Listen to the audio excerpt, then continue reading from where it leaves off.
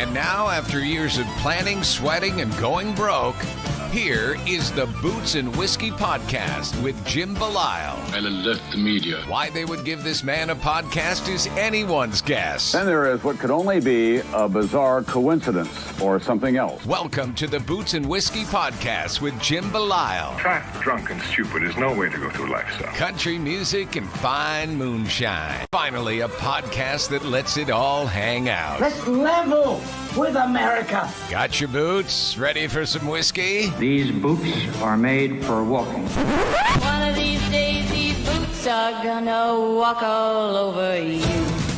And now, the Boots and Whiskey Podcast with Jim Belisle. Hey everyone, Jim here, Boots and Whiskey Podcast. We have another episode here for you with Micky Braun of Micky and the Motorcars. Super psyched that he's here. We get into some pretty cool stuff. Micky is now living up here in New England, and it kind of threw me for a loop when I heard that. But I think we get into it a little bit without giving all the secrets away.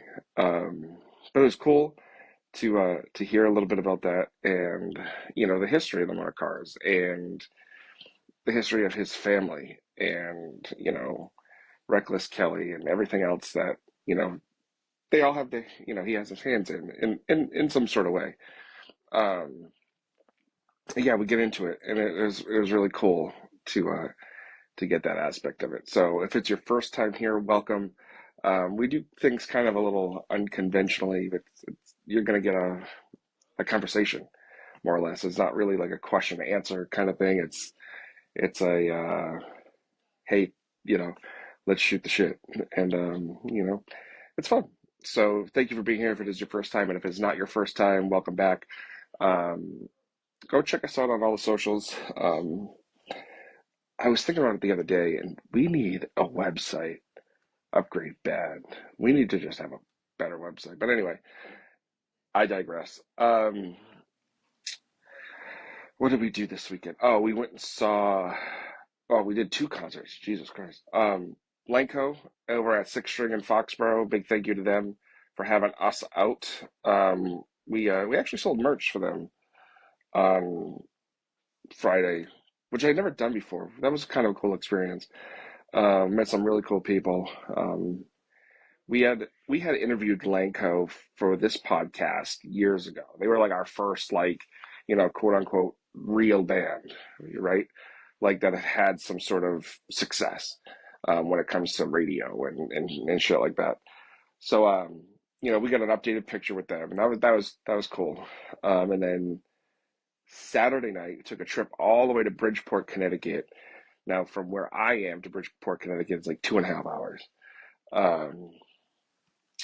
But we got to see Brantley again and meet Brantley and yeah, it sounds so douchey, but we had a great time. It was good to see him, and put on a hell of a show, and as he always does, right? But so yeah, I digress. But thank you for being here. Thanks for tuning in today. I hope you enjoy the show. And without further ado, here he is, the man of the hour, Mr. Micky Braun. When I knew you were up here, right? Right. And now we're recording. So Awesome. I knew you were up this way because obviously people in the area and the know are like, oh yeah, Micky's living up here now and all that stuff. And I was like, it's an interesting place to move to. So with that being said, why the fuck did you come to New England? This is where my wife is from. Oh, okay. Yeah. All right. Allie lives up here. Her family's all from here. So, we started hanging out. And funny story, I met her at the Braun Brothers reunion in Idaho. And I'd known her aunt and uncle for a long time. And they brought her up to the reunion. I met her there, and we started hanging out. And the last state that I had never been to was Maine. Okay. So we were talking about that. And she goes, oh, well, I'm in Framingham, just outside, only about an hour. If you want to go up somewhere in Maine. So I flew out to hang out, and we drove up to Maine so I could check the the last state off the list, and I never left. That's awesome. That's awesome. So first and foremost, for me, I've really started to get into this whole, what they call the red dirt scene quite a bit in the last year. Right? And for us, talking to red dirt artists and all that, like it's moved the needle quite a bit. Yeah.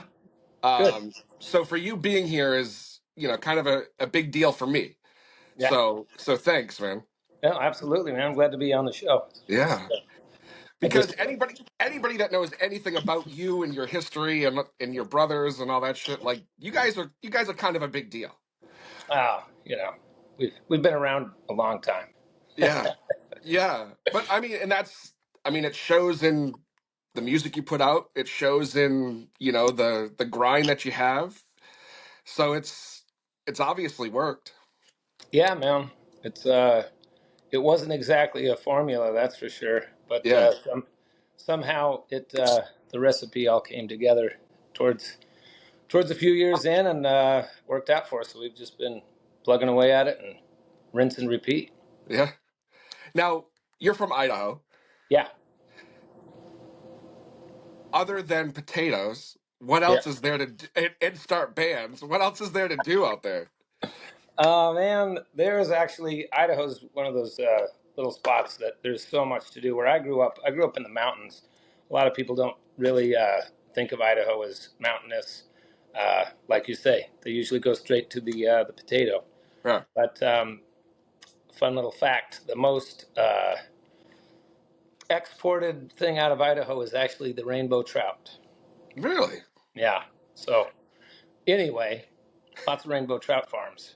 Yeah. But a lot of potatoes too. But where I grew up was all mountains. So skiing in the wintertime, a lot of backcountry stuff when we were kids, and then playing music, obviously. I grew up in a very remote little town of Stanley. It's only 69 people. Jesus. And the main streets still to this day, dirt road, post office, 3 bars, and pizza joint, Papa Bruni's. Little shout Nice. out. My friend from high school owns that. Nice. And anyway, it's a great place. But a lot of fishing, a lot of fly fishing. That's kind of what I do up there now. And I built log houses when I was younger. That was kind of my first main job outside of playing music with my dad's family band. And so I bought some land out there a few years ago and built a little log cabin. And I'm still working on it when I go up there. But it's a place for me to get away and write songs. And when I first got out there, cell phone didn't work, and it was I had power, so I wasn't off the grid. But for not having a cell phone anymore, that's off the grid. Yeah. Oh, yeah, that's true. That's But true. cell works out there now, which is great because I got my little girl and my wife, so it's nice to be able to let them know that I made it back to the ranch every night Yeah. after whatever I go out and get into, Yeah. driving around Yeah. on the dirt roads. No, make sure nobody knows you got eaten by a bear. Yeah, exactly. So do you go out there often still? I do. Yeah, I Yeah. go out there as much as I can. Sometimes it's only for 4 or 5 days, and sometimes I go out there for a couple weeks. Just kind of depends on everybody's schedule and my touring schedule. If I'm gone on the road a lot, I usually come back here and spend most of the time in Mass. But if the girls can get away with me and go up there, then we'll do a little vacation up there and have some fun. And my parents still live up there, and my two of my older brothers have cabins right next to me up there too. So we call it the compound. That's We just awesome. go out there and we're close enough to each other we can see each other from the porch and wave, but just far enough away to where they can't hear us talking about Right, right. them. They can come over, but just knock first. Yeah, exactly. Yeah, Um, so speaking of your family and the history there, right? yeah. Um, uh, I don't have siblings, right, at all. Uh-huh. So I don't understand any sort of sibling rivalry. Yeah. But and I have to ask this because I think that's the kind of show we are. Is there any kind of sibling rivalry between you and your brothers and Reckless Kelly? Um, Not really. I mean, we've been on the road together. We've done a shitload of tours and like over the years. So there's been prank wars and Yeah. all kinds of fun stuff like that. But for the most part, we've all gotten along really well our whole lives, and we've worked together on the road and off the road in the studio. I've had both Cody and Willie from Reckless produce records for us, and I've sang and written on, I'd say, 90% of their records, and same on Yeah. ours. They always come in and do harmonies or put down a fiddle part or help with the co-writes. So we're kind of the non-typical family in the world of we all just really get along really well, and same with our parents. They're still together and they get along great. We all get along with them, and they understand our crazy brains the way they work. 'Cause my dad's been a full-time musician his whole life Yeah. as well. So mom has always been very, very understanding in the scheduling and the late nights, and don't hear from you for a couple of weeks and all that stuff. Yeah. So it's just worked for us going down the road and doing what we do. And of course, we have our disagreements and our pissing matches over certain stuff that Sure. usually falls into play when we're talking about what we're going to do with the Braun Brothers reunion Yeah. from year to year. That's usually when, no, I don't want to do that again, or I do want to do that again, but somebody else doesn't. But it never gets very far into a real fight. It usually just ends up going, okay, Yeah. I'm not going to push this any farther. Three guys don't want to do it. There's the answer. Right. Right. Because you guys are so successful, right? And they're so successful. Do you ever have a song idea or something, and like you wanna put it out there, but you also like, this motherfucker's not gonna take my idea. Yeah. We actually, Willie and I started writing together, oh shit, 25 years ago or more. And we just kind of made a deal, because I started writing with him when I didn't have the Motorcars together yet, so everything that I wrote with him, they just kind of took it, Yeah. and that worked out great because I didn't have anywhere for it to go.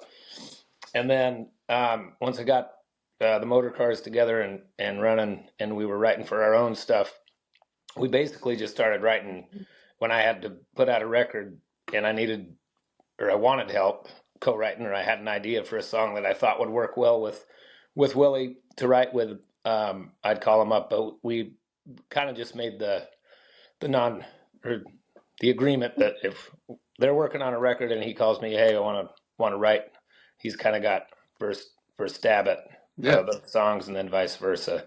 Nice. So you usually show up pretty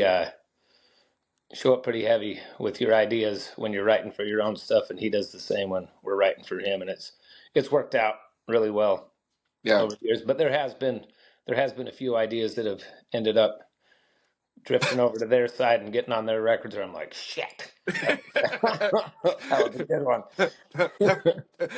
That was a good song, and I fucking let it go. Yeah. But it always comes around. It doesn't mean that we can't do the record or do the song or record it on our record. We just really kind of separated the two as much as possible. But we've cut some of their stuff on our live records, and they've done the same on Yeah. theirs. So it Nice. still gets out there, and you still get to do it. It's not out of the realm that we can't always record it. One of these days, I might go in and record all the songs that I wrote with everybody across the board that Yeah. went on other people's records, but I haven't put that project together yet. That'll probably fall in between records when I need to buy some time. Yeah. Yeah. Yeah. Absolutely. So and people that are listening to this obviously are probably going to know who you are, but for the people that don't know who you are, um, and you living up here now, Mm-hmm. you're massively popular in certain parts of the country. Sure. To be fair, right? Yeah. Now, when Absolutely.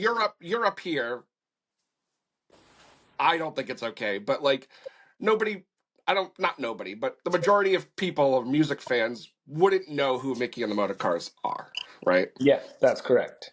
Now, how is that? Like for you as, forget the artist part, forget the, whatever, but how is that for you as like a person? Where it's like you go certain places and you're like, people are like, "Oh shit, this band is incredible," but you could walk into Stop and Shop tomorrow and Hmm. nobody knows who the hell you are.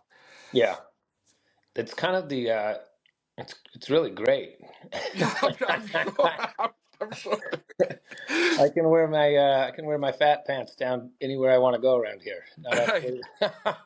No, it's fun spreading the word around. I mean, Yeah, we've done that our whole lives from touring, and the East Coast is definitely our last the last place that we've toured heavily. We've always kind of tried to make a presence out here and get our name around so we can still come out here and play. And I'm obviously focused on it a little bit heavier now that I live out here, just because I want to be able to do more East Coast stuff with the full band. right. And I'm doing an acoustic run with my buddy Jeff Crosby here this month, and we're kicking it off in Boston. And the show's already sold out, which is awesome. Mm, But yeah, usually we kind of have to play the smaller rooms at this point, and it's just as fun playing a small room that's sold out as it is playing a big room that's half full.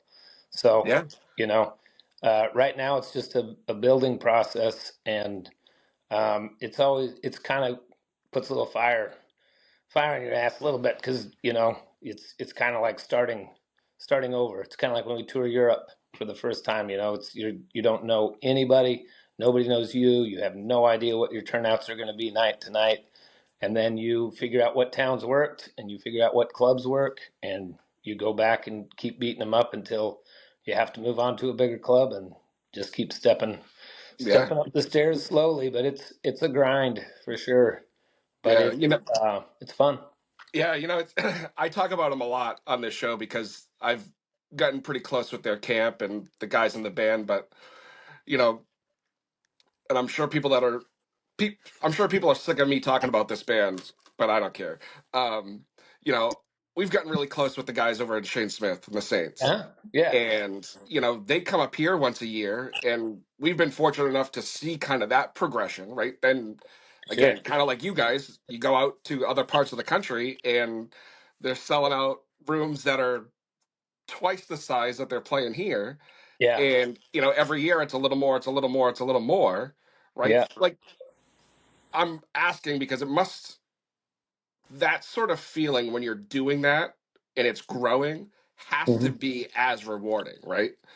Yeah, absolutely. It's really fun, and it's funny how quickly you can grow. Right. Sometimes it's amazing. It's like, you can work on a market for 5 years and just stay just even, Yeah. always at the same place and never really growing, and it's hard to go back because you're right on that edge of basically breaking even. And it's like, do we go work our asses off for a 3-week tour to come back home even? Right. But you kind of have to if you want to build it. And then sometimes you'll get a few good radio stations that get behind you, and your single pops off in a certain area, and you go there 2 times and you're selling out places. Right. So that's, in my opinion, that's kind of where Shane Smith and those guys are right now. They are on fire, Yeah. and it's awesome because they're all friends of mine. They're all great guys. And Sunshine actually was in my band for I was seven, gonna get 7 years. So, there. so we have a really good rapport with those guys as well. And I love it. I actually last time they were up in this neck of the woods, I didn't know they were in town until the next day, and I shot Sunshine a text and was like, "What the fuck, man? You were Dude, like 30 minutes from me." And you missed a hell of a he was night. like, "Dude." He was like, "It's a Saturday. I didn't even think about it. I'm used to your schedule. You're always on the road." And I was like, "Well, this one I wasn't." And he was like, "Well, that was a mess up on both our parts." And I said, "Yeah, I'll keep a closer eye on when you guys are back in town because I would love to come out to the show. But same time, I've seen you guys 100 times. So. Right. But It's it's funny. more about getting together with your buddies when they get out this way for me because I That's never get to exactly see it. anybody. That's exactly. We were there, and like I said, those guys have been fucking super sweet to me, and Yeah. we watched the show from backstage the whole night, and when you know all the songs, you don't need to hear them. Yeah. You know, Exactly. and Yeah. we're standing side stage, and Shay comes off stage, and he's sees me, recognizes me, and we're shooting the shit, and he gives me a hug, and he whispers in my ear, he goes, "You're coming to the bar, right?" And I was like, "Well, I guess I am now." Yeah. Like, you know, Exactly. I guess I gotta. But yeah, those guys are great, and but like, even to like your credit and what you're doing, City Winery isn't a huge venue. It's not a small venue. It's an intimate venue, as I like to say. Mm-hmm. Um, but selling out even a room like that, even solo, right? Mm-hmm. Um, you guys don't get radio play up here. Now. Like, that's a huge credit to you. Yeah. Well, thank you. It is. Yeah. It's I think that falls into a category of two things. Number one, I've been living here for 7 years, so a lot of the crowd is family and friends that are coming out, obviously. But then it's the band's been together for almost 25 years now, so it's eventually there's enough people keeping an eye on the radar, Right. seeing when we're going to be around, especially when we don't play this market as much. I think people, we try and start promoting these shows a lot earlier than a lot of shows. If we're playing out West Coast, if we're playing, Right. Colorado, Montana, Idaho, we could announce that show in 2 days and sell it out just because, Yeah. the word of mouth Yeah. gets around up there real fast. We're here. We try and promote a little bit longer, and it's paying off so far. Yeah. It's looking our whole little run is acoustic, and it's looking really good. So I'm excited about it. So when you do a run like this, are you doing? Where do you pull the songs from? Like, what makes you decide, all right, this is going to be the set list?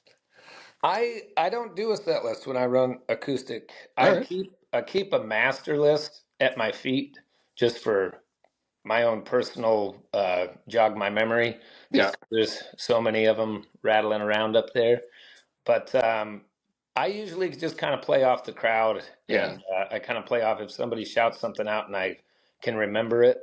Um, it's always a tough scenario because everybody, for the most part, likes to play stump the band, and sometimes they do, But to just to say, it's an honor that people try to play that game with me, basically, because they always pull some real obscure song that I haven't played, and it's off of our first record or a song that we only recorded once or whatever. It's just like, oh my gosh, I forgot about that song, so I can't play Right. that tonight. But usually, if I can, I try and kind of run through my list that's at my feet to know that if it's on there, I can play it, and that there's not very many of them that I can't usually fake my way through. But Yeah. that's for me. It's a lot of reading the crowd. If it's an older crowd, then I kind of dive into some fun stuff. If it's we just played out in Reno this week, and one of the shows was at I wouldn't say a full private party, but it was at a country club, so it was kind of felt like a private. But it was, I would say, 90% of the people that were there out of 350, 300 that were there never seen me before, ever. Right. So they were a great crowd. There was a listening room, but I got to kind of explain a lot of my stories before the songs. I do a lot of that in the acoustic shows, and it's a completely different show than Yeah. our live band show. Our band show, we end a song and I'm counting the next song. I don't do a lot of chatting in between and stories around the song. I do it on a few songs, and I kind of mix that up too, depending on where we're at. But for the most part, the acoustic shows are they're really kind of fun for me because I don't play as many songs, but I tell a shitload more stories. Yeah. And I think there's a good connect with the audience with that, because then they kind of fall into the whole visual of what the song was about. And I think it's a lot of fun for the crowd, and it's a lot of fun for me because I don't get to do that very often. And Yeah. when I do, it's almost like telling the stories about him is almost like the song. I got to remember the truth. Yeah. It's like, is this how I told it last time? Right. Was there 4 or 5 people in the alley? So for you, is that, I mean, obviously they have their different elements, but do you at times prefer that more intimate, where you can tell the stories behind the music? It's a kind of a double-edged sword. Sometimes if you have the crowd in the right venue and the sound is great, and it is really, really fun for me. Yeah. But if you get 3 assholes in the back that are drunk and talking and disturbing what you're trying to do with the story, and it's taking away from all of the things that you're trying to do, it's extremely frustrating. Yeah. And so sometimes if you don't get that connect, or if I'm having an off night and my stories aren't going off the way that I thought that they would, or they went off great the night before, so I'm telling the same stories and it's just not connecting, then it's like, well, I guess we're just gonna 1, 2. Yeah, yeah, yeah, yeah. I Just guess keep we're going to playing the next music. one. Apparently, Right, they're liking the music part. right. Oh man, yeah, I can't. I hate being at shows and there's, being in the audience and there's obnoxious people. I can only imagine what it's like being on stage. Yeah, it can be, but I always try and keep in my mind, everybody didn't come to hang on every word coming out of your mouth, and a lot of people, they just got told by a friend or a friend of a friend to go check these guys out. They're great. And they come and they're used to more of a, with our band in particular, we're kind of a party atmosphere kind Yeah, of a band. So if they've seen us live with the full band, they're not really expecting everybody come in and, basically turn your cell phones off and listen. So I gotta respect the fact that, people don't really know that coming into a lot of these acoustic shows. sure. And so I can't get too pissed off at anybody, but at the same time, sometimes I'm, you know, read the room. Right, right, right. If you want to talk with your buddies, then maybe this isn't the right show for you, Right. right, right now. But coming out to our live electric shows, I mean, there's no getting over the top of us. So Yeah. talk all you want. Right, We right. basically have to lean over and talk in each other's ears. So it's not a big deal. And I don't know.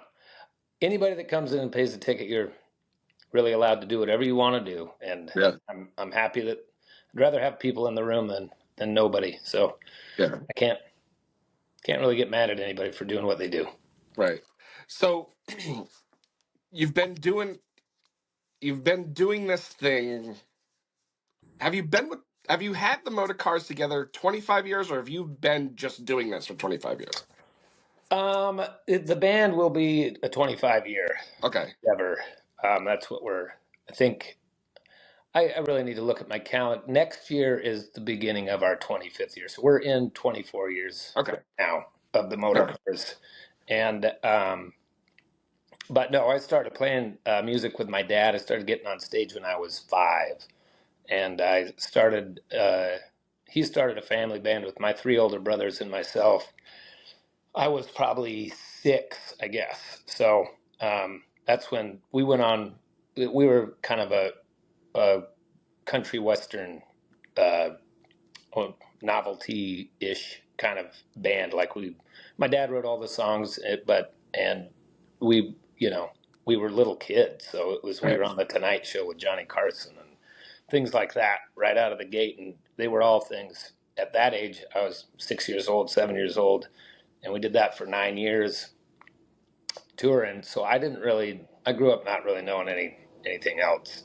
Right. And as I got into, my teens, that's when I started writing and playing I started playing bass guitar in the band for my dad, and then I wanted to start writing, so I wasn't. I don't know. I wanted to learn how to play acoustic guitar so I could write songs, and that's when I started doing that. And I just kind of fell in love with doing that. So I started when my older brothers went off to start Reckless Kelly. I kept playing in my dad's. It was just the two of us, actually. We just had a duo, and we played quite a few shows throughout the summer. But that was also, I was kind of ready to get away from the Western stuff, and so I started picking up little coffee shop shows and a couple of little bars that were doing some stuff. I hosted a couple open mic nights and things like that, and moved to Arizona and started playing just woodshedding with a couple of my buddies that started the band with me, and it just kind of progressed over about a 4 or 5 year time, just getting a arsenal of music to make a move to Austin. And it's funny looking back at it when we were so ready to move to Austin and have our band and hit the scene, and looking back on it, I'm just like, oh my gosh, if we would have waited like another year and really polished our stuff, we might have made a little bit bigger splash right out of the gate. But Yeah.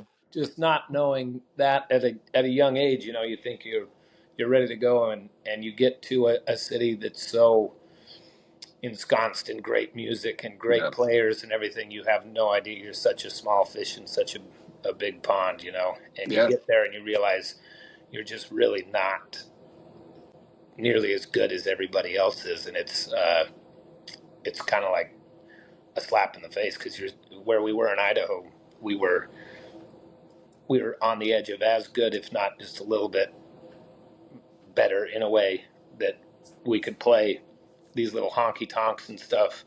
Yeah. And it wasn't sitting around campfire music. It was like we had a real band going, and then we got to Austin and found out very quickly that we were the campfire band.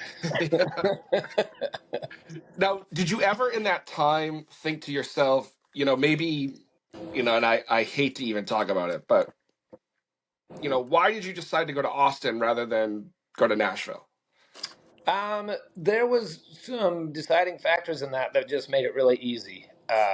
My brothers were there for one, so right out of the gate we had, a place to stay when we got to town. Well, we found a place for us to stay, and so that was nice. Jay and Willie had a house, and they kind of let us crash on their floors for about 3 weeks while we found a spot.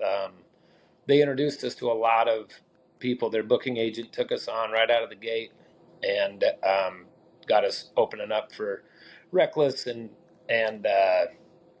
getting us in the smaller clubs that was the right fit for us. And Austin, I had been to Austin. I moved there when I was 20, and I went there for the first time when I was 18. And I kept going back and visiting my brothers, so I got to know a lot of their friends and people. And the city was just something I'd never even knew existed. I'd lived in Phoenix, Scottsdale area, and so I'd lived in big cities before, but I'd never lived in a city that was so behind the music and so about just everything that I really loved about what we were doing. It made sense. I'd been to Nashville a lot, and I'd hung out in Nashville a lot, and that to me was a little scary, just because it was so much more of I didn't know anybody, for one, and I didn't I don't know. Just trying to break into a scene, it was not. I knew it wasn't going to be as easy if we went to Nashville, or as comforting. So that was the main reason of going to Austin, was we already had a lot of lines out there to help us out. But we did, it was definitely the second city in the list, and we did consider going there for the reason that Reckless Kelly was already in Austin. So we were like, is this going to hurt us more than help us in the down the line, because they're Right. already established. Or are we just going to be the little brothers of Reckless Kelly? And come to find out, we are. I mean, It's not a bad place to live, my friend. It's not a bad I'm place to live. sure. I'm sure. Right. But I mean, like, I've talked about it a lot now recently on this show because we've had a lot of, Texas guys Uh-huh. on, and like you can make a living just staying within Texas. You can if you want to. Yeah, it's amazing, and a lot of people do. It Yeah. kind of surprises me, like over the years, how many different um, different bands. Like, I mean, Randy Rogers, those guys used to come out when we'd go do our tours out through Utah and Idaho and Montana. They'd do the run with us and open for us. Yeah. Out there, and that was, I mean, forever ago, obviously, and now they're doing way better than we are out there. But we have always been a touring band, and that is not changed, and it's never going to change for me. I couldn't imagine. I love Texas. They are our bread and butter all the time, and I love that, and I love touring the state. But I couldn't imagine not being able to break out and go anywhere I want to in the U.S. Right. a few times a year. It's kind of what keeps me sane. I can't do the same thing over and over. I don't think I could anyway. I don't think I would have lasted as long as we have if I wouldn't have had the opportunity to get out and go see the rest of the United States and the world for that Yeah. matter, But that is one of the greatest things about Texas. If you do want to take a couple of stay close to home months, it is not a problem to fill up the schedule, and they are some of the most reliable and great fans that you could possibly ask for. They get behind you; they'll be behind you forever, and I can't thank them enough for that. They have been awesome, and they have welcomed us in as outsiders, not being from Texas. A lot of people over the years have been like, "Oh, so Texas, why Texas? Texas can be assholes." I'm like, "Yeah, so can Idahoans, and so can people from Colorado and Massachusetts, and everywhere you go, somebody can be an asshole." Right. Right. But you also, the majority is not everywhere you go. So, True. yeah, I think a lot of bands that they've done really well, really quickly in Texas. Those are the guys that I feel like kind of get not stuck there, but that's where their bread and butter is all the time. And when you find out, oh, we can go on this big tour, and then kind of like we were talking about earlier, your big tour when you just played to 1,000, 1,500 people last night in San Antonio, and then you go over the state line and you play to 37 people. Right. Right. It's a pretty big difference in what the hell's going on. Yeah. And you're I like, mean that I think that I'd like also to go has to back to humble you. Texas. What's that? I said that also has to humble you a little bit too. Oh, 100%. It really does. It makes you realize that there's so much more out there and like I say, word gets around eventually wherever you go, as long as you go enough. And Right. that's what we do. And I think one of the things that's really cool that has worked out for a lot of the bands that they do realize right out of the gate too, is they do so well in Texas right out of the gate that they immediately are kind of out of the van and trailer situation. They're in a bus. They got a crew and they got all this stuff where we are van and trailer forever. And so, and no crew. We are the crew, and we are the road manager, and we are the merch guy. And a lot of the bands that make that jump so quickly by getting so popular in that state so fast, they go to all that extra stuff, and then when they do hit the road, the cost of being on the road is your overhead is just ridiculous. So when you have 100 people show up to your show, it doesn't even doesn't even touch the surface of how much that night just cost you Right. to be out working. But luckily for a lot of those bands and guys and girls, they get to go back to Texas and play to 1,500, 2,000 people and make the money back and keep on rocking. So Right. it's always fun to see who's getting out there and how they're doing it and how long they go out for and what their markets are. And I feel like that was a bigger problem 10 years ago and a Yeah. lot harder for people. Nowadays, with social media, podcasts, all this stuff is helping out spread the word in a lot larger scale. So I think when you're popping off, doing really well right out of the gate, I think that the word spreads like wildfire, and it's Right. not nearly as big of a problem for people to start touring outside of their comfort zone. And I think it's wonderful for our scene, and it's great for people finding out about Shane Smith and the Saints. Eventually, if they keep digging around, they're gonna Right. see my name pop up. Yeah. Yeah. Eventually. It's So true. it's good for everybody. Like I think about it, right? And you living up here, you see it too, I'm sure, when you're not on the road. But like, there's a lot of that red dirt scene is finally starting slowly, but Hmm. even not outside the red dirt scene, Texas artists in general are starting to make their way up here, Hmm. right? Yeah. Like perfect example, like Aaron Watson is coming to play Cambridge next Thursday night, right? Yeah, I saw that. And me being in this whole thing, like I am fucking tickled pink because it's like Right? for me, like this is great. This is great. Yeah. And I'm gonna go to the show because our friend Walker is opening, Walker Montgomery, uh, Cool. John Michael's kid. Oh yeah. Yeah. That's And awesome. I texted him the other day and I was like, hey, like we'll be there, the whole 9 yards. But like I've seen other artists like Tanner Usray come through there, and like it was like me and maybe 100 people. Yeah.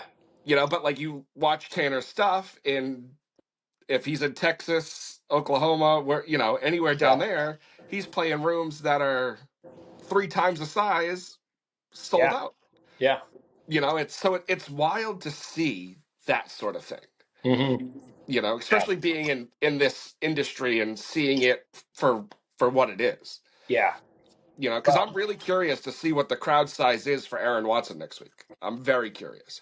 yeah, you'll have to let me know. I've never seen him play up here, but he's been around for a really long time, Yeah, and he's doing great.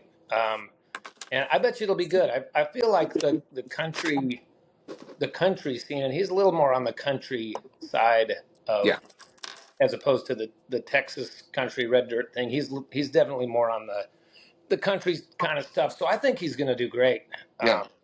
I would think that he would. I feel like that, I listen to the country stations when I'm driving around up here just to kind of You keep an do? ear out for well, just curious to who they're playing. If it's Right. just nonstop, the same 10 people, and then they Yeah, just rinse and repeat, yeah, just playing nothing but the top 10 hits, yeah, or if they branch out or whatever. And I was driving the other day, and it was one of the colleges had like an hour on a Tuesday, and I don't know why. I just happened to be scanning through, and they played like everybody that they played during that hour. I was like, friends of mine, and I was yeah, like, what is the station, and how do I get a hold of these guys to promote my stuff? So yeah, I started tinkering around and trying to figure it out. And I I kind of went down the rabbit hole, and then I kind of forgot about it until now. yeah. So I need to go do a little more digging, but um, it was cool to see that at least one of the stations is playing a lot of the stuff around here. Yeah, it's funny because I can get those same stations that you're talking about, and I don't typically listen to country radio anymore. Hmm. Um, but Yeah, I and I really don't don't either. I don't know if you can get it all the way out there because I can barely get it, and I'm you know not far from Worcester either. But Nash Icon used to do Yeah, some I don't want to say weird things because it's not, but like right.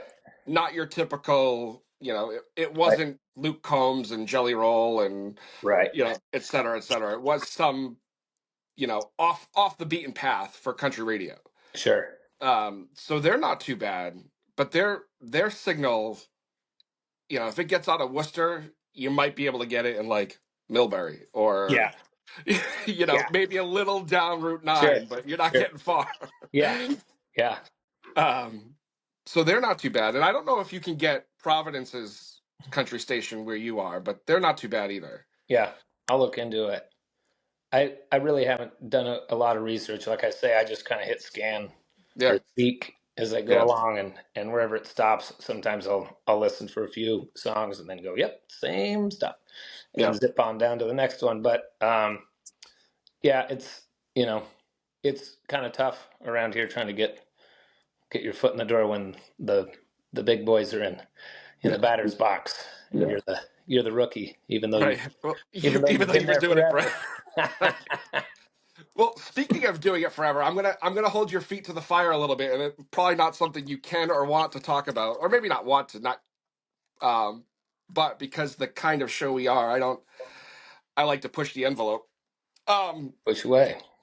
oh, dude, I've gotten people to say shit on this podcast that like they'll text me and be like, my publicist didn't want me to say that. And I'm like, tough shit, but like we had Lanco on here once early on, Uh-huh. and the lead singer of Lanco, he went off on like the Nashville scene, Yeah. and they weren't too happy about that. Right. But anyway, I digress. Anybody that's been following social media in any sort of way in this red dirt scene has noticed that ragweed is back. Mm-hmm. And if anybody watches ragweed stories on social media, they've been pushing a lot of Mickey and the Motorcars the Yeah. last couple of weeks. What's that about? Some of my oldest friends, man. Oh, okay. There's Yeah. nothing there that. I would love to tell you that we're doing a 3-week tour kicking off in July, but we're not. Come on, man, give me something. So, no, Cody and Shannon and Grady and Plato and Randy, we signed with Shannon. She was our first manager. Okay. So, and I bet you we've done over probably 200 to 300 shows with those guys over the Yeah. years, and we played the second to their last show with them before they broke up, and we're basically family with those Yeah. guys. So I'm so excited that they're back, getting ready to do the big shows up in Oklahoma, and they've got something going on with a red blanket over Texas, and I Well, know they nothing. took the blanket off today, Oh, they so did? What is it? yeah. I only saw it when I was flipping through when I got up this morning. Can I have a guess? I'm sure. I don't I know. I just mean, have a guess. fuck, you probably have a better idea than I do. Um, I'm gonna guess uh, Texas Motor Speedway. I'm That not would, really sure. All I saw I was don't that know they either. were. I don't know. I didn't read the caption because like I was doing something, and then you had texted me, and then I was like, "Shit, I gotta get up." And Right? um, Yeah, but you know, I have no idea. I wish, I wish that I did. I wish I was sitting here right now trying to lie to you about it and be like, "Oh no, man, it's no." fine. It's But fine. no, they've kept it. They've done really good at keeping it all under the hat. When Yeah, we were down in Florida with them a couple of weeks ago. at Key West. And yeah, and it was so funny. Everybody was like, "Oh my God, I can't believe Ragweed." I was like, "Did you not see everybody walking around all week? Like they Well, were you know, all here all week. You guys didn't it's think that at some point they were going to end up on stage together? Like, I so get like it. They were having a vacation and it wasn't promoted, but it was like, really, this is that big of a shock to you guys? right, Like, as right. soon as I didn't know they were even going to be down there. But I mean, I saw them the very first day. I ran into to Grady and Randy the very first day, and I was like, "Oh, cool! The guys are going to play." It didn't even phase me for a second. Well, like And then there were so you, many people on social media that were so pissed off that they got on stage and played. right? And it's like, why? Like, this is what Yeah, you've wanted for the last fucking 10, yeah, 15 years. Like, Exactly. And It now was you're mad because they're playing us.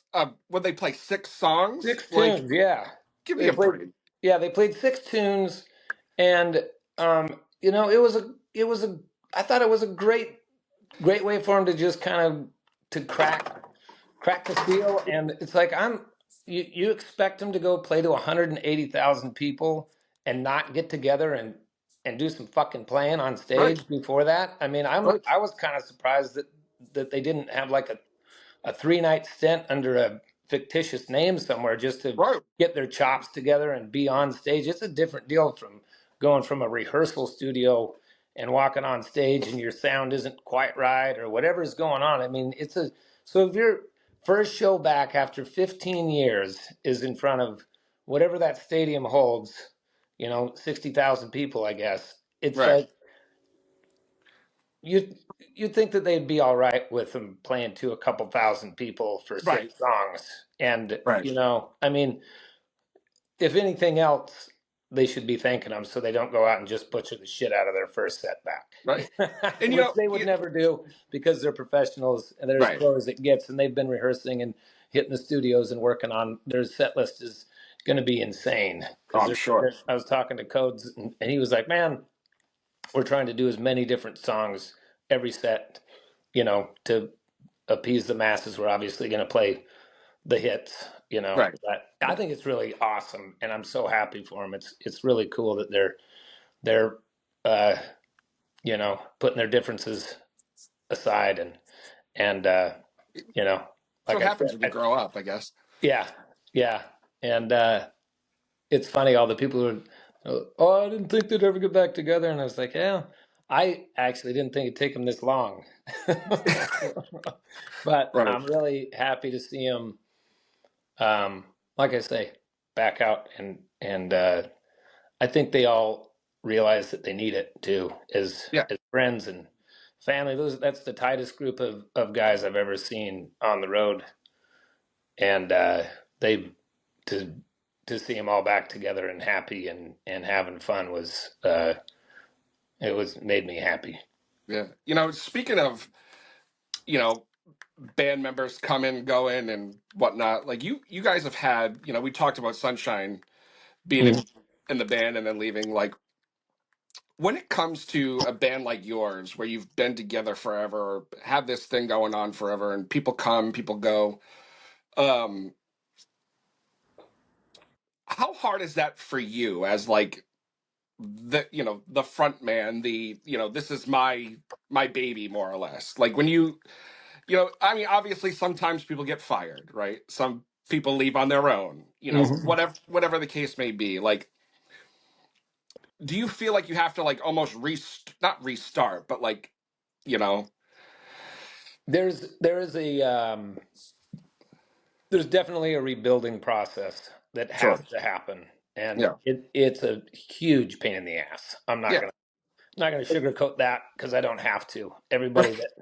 Everybody that would watch this that has been in my band knows that that's a huge pain in my ass. yeah, And luckily for me, everybody that has been in my band, we've all left on good terms, and I've been supportive to what their next adventures have been. I still am. I'm still friends with everybody that's been in my band. I've never had a bad situation. It's always been, usually it's been, the lead players moving on because they are good songwriters as well as musicians, and it's usually taken off to go start a solo project or get back to a solo project that they had already started before yeah, they were in our band.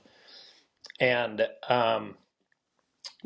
like I say, you can only go so far sometimes, and you got to have a change. And I wouldn't blame it. I don't blame anybody for doing that because I'm the same way. If I decide I want to do something different, I don't really ask anybody's permission. I go fucking do it. right, So, if anything, I have the utmost respect for them for they all gave me 6 weeks to even longer if we needed it. Basically gave me enough time to find the right fit or at least somebody to fill in till we found the right fit. So I don't know if that, I guess it speaks to me in the way that makes me feel good that we obviously didn't treat anybody any certain way to where they just said, fuck you, I'm out of here. Right, So, right. um, uh, and I'm really proud of everybody that has gone on to do different things. Chris Farrow was in our band for a long time. He's out with Josh Abbott now. He was with Kyle Park for a long time, and he's just same deal, climbing the ladder. And Sunshine's killing it. He's singing, he's writing, he's still doing his own solo stuff. I love all of that stuff that he's doing, and yeah, we all get to run into each other on the road and laugh about our old shenanigans and have a good time. So, Yeah. do I wish that they would have stayed in the band? Yes, that would have been awesome. Because when you spend 6+ years on the road with people, you get to know their habits, and you also get to know that you don't have to worry about a show. You don't have to worry about anything. Walking on stage is so fun. Once I can call audibles all night long if I want to. I mean, we run off of a set list, but if I walk out there and the crowd is not reacting to what the set list is, and I'll just start firing audibles, not having to worry about that is it's kind of like having an extra ace in your deck. It's really nice, but yeah, people come and go for certain reasons, and some of them are out of your control, and some of them are, just because they're tired of it. Some people get tired of the road. We tour a lot, It's hard to be away from your family and as much as you are, but at the same time, this is our job and doesn't fit with some people, and other people also, get an opportunity to go step into a bigger spotlight. And I would do the same thing if somebody gave me the opportunity. I'd say, oh, I definitely have to think about this. Yeah. Yeah. I mean, at the end of the day, you got to do what's best for you. Absolutely. And I think that's honest way to live. Yeah, absolutely. So for you guys, what do we got coming up for this year? This year's a good year for us, man. We just recorded a brand new record, and we're putting it out in June. And it's our very first. It kind of surprises me. As many records as we put out, this is our first self-titled record. Really? Yeah, and it'll be our only self-titled. But yeah, but we recorded it down in Austin at Arlen Studio, which is like our favorite place in the world to record a record. This is our first full record that we got to record there, and I've been in there with a lot of different artists doing different things, whether it's playing backup guitar, rhythm stuff, or singing on a part or two. Where we've done a lot of fun little stuff in there. But this was our first full record, and we absolutely love it there. And we had Dave Abeda come in and produce this one. He's done, I think that's his third record with us, and full record, just him and us. So it was an absolute blast. We got to really work through the songs early on, did a lot of pre-production with it, and then we took all the time that we needed in the studio, which is only the second time that we've got to do that. Otherwise, when you on the road as much as we are, you have to split it up sometimes because you got to go make money to spend money. Right. So this last two records, we've got to really put the money away, or just save up enough to where we can go in the studio and be relaxed and not worried about how much the sandwich tray costs. And hey, did you have 2 cups of coffee? Because I told everybody 1 cup apiece. No, but just being able to spend time on the songs was the greatest part. Really get them where we want them to be, and then the mixing and the mastering and just the whole production of it is a lot of things. There's a lot of moving parts that people don't see. They just see the record when it comes out, and they're like, "Hey, great new record," or they're like, "I don't like this one," or whatever. I don't really give a shit what they think, other than as long as they buy it. Right. But no, I hope that I think this record is going to lean towards all of our fan base, but I think it's really going to, I think a lot of people's reaction is going to be, it sounds like old school motor cars, Nice. on a level of what we should have sounded like when we got to town 20 years ago. Yeah. Hey, I mean, sometimes it takes a little while to get your, Yeah, no, it's a lot of fun, and my brother Gary's been writing a shitload for years, so a lot of his songs we kind of did almost a 50-50 deal again, and it's great for me. I get to sit back and watch, the process of his songs come together as well, and you know, it's he's a great writer, and he's now singing, I would say, at least a third of our live shows, which helps me out a ton when we're doing two-week runs and singing 13 of the 14 nights. right. Believe it or not, an hour and a half of singing every night can wear you out. Yeah, I'm sure. So I'm having sure. him taking the reins on a lot of that, and they're, to be honest, most of them are our most popular songs over the last few years. So that's not only great for our audience, but it's also great for me because I get to relax a little bit. Yeah. Now, are we touring the second half of the year heavy with this album? Yeah, we'll be going out. I mean, yeah, June through November, basically. Nice. We'll be focused around, the record. But yeah, once it comes out, it'll be our main focus for the next 7 months. Yeah. And no dates with ragweed.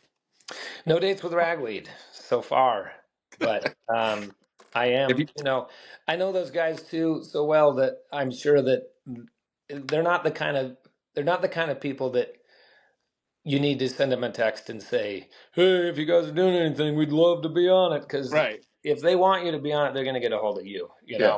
I'm sure they've already gotten I'm sure their phones have been ringing off the hooks for not only Sure. from promoters and everybody that's friends with them to, oh, you guys, we should do a tour, and I'm sure they're just already ready to cut the phone cord and just be like, okay, never mind. Yep. We're only doing those 3 shows and we're done. Yeah. Yeah. But I think the scene would light themselves on fire if they did that. Yeah, exactly. But I think from what I can tell, Shannon has always run a really tight ship and done a really good job with them. And I think that they're going to just kind of repeat that same deal. They haven't been together for 15 years. Doesn't mean that they haven't been learning for 15 years. So Right. I think that they'll be able to. They're definitely going to do it right. They're going to come back and they're going to do it. I think the way that Cody and the boys have always done it, which is their way. Yeah. And that might be, a really, I have no idea, a light tour schedule. I don't even know if they're going to have a tour schedule. They might just say, no, we were doing this for a few shows and then we're going to do 4 other shows a year. Who knows? I have no idea. But they're hard workers and they always have been. So I don't see them sitting still, personally. Maybe better. But I didn't see him breaking up for 15 years. That's right. Right. So what do I know? Right. Well, Mickey, I can't thank you enough for taking the time this morning and shooting the shit. And if you're ever around and you're at a show, let me know because I go to everything. So awesome, man. Well, same deal. Shoot me a text if you end up heading towards one that I don't know about. I might. I will. I will. Be there. All right, buddy. Well, we'll talk soon, and have a great rest of your day. Sounds great, man. You too. Thanks, bud. Cheers. Bye. Bye. Well, there you have it, everybody. Our conversation with Micky Braun. Again, Micky, thank you so much for being here. Thank you all for tuning in today and, giving us a reason to do this. So thank you from the bottom of my heart. This week, show-wise, I don't think we have anything. Oh, no, we do. Chase Rice, Friday night, MGM, Fenway, and maybe Kane Brown on Saturday. We'll see. I more want to see Scotty McCreery than Kane Brown. So if that's the case, it'll probably be like a Scotty McCreery and go home kind of thing. but we'll see. Show's a show. And those of you that are listening to this don't give a shit about Kane Brown. I understand that. Neither do I. But, eyeballs, right? So that's that. We're also making our first trip to Fenway of the year on Friday for opening day. Weather looks like it's going to be good, so looking forward to that. And that's it. Next week, I don't know who next week's guest is yet. I have to look. Haven't made it that far. So have a great week. Be good to each other. We'll see you next Tuesday. Cheers.